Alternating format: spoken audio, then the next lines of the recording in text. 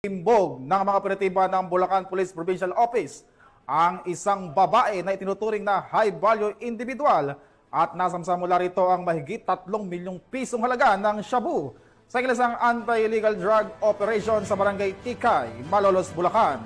Patrolwoman Mildred Tawagon sa report.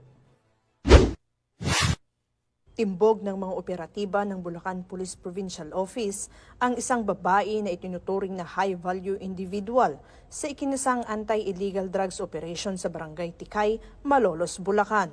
Kinilala ni Police Lieutenant Colonel Russell Dennis Reboriano, Chief ng Provincial Intelligence Unit ng Bulacan Police Provincial Office, ang suspect na si alias Nikki, 27 anyos at residente ng naturang barangay. Bandang alas 12 ng madaling araw ng ikasang operasyon ng pinagsanib na puwersa ng Bulacan Provincial Intelligence Unit, Provincial Drug Enforcement Unit at Malolos City Police Station.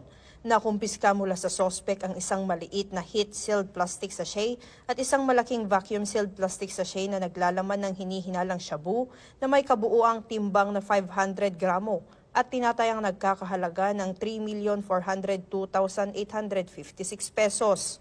Ayon kay Police Colonel Angel L. Garciliano, Acting Provincial Director ng Bulacan Police Provincial Office, ang matagumpay na operasyong ito ay bahagi ng pinaigting na kampanya ng pulisya laban sa iligal na droga, alinsunod sa direktiba ni Police Brigadier General Ponce Rogelio Piñones Jr., Regional Director ng Police Regional Office 3. Tinitiyak rin niya na magpapatuloy ang kanilang masigasig na operasyon upang tuldukan ang kalakalan ng ipinagbabawal na gamot at masiguro ang kapayapaan, kaayusan at pagkakaroon ng isang drug-free community para sa lahat ng mamamayan ng Bulacan.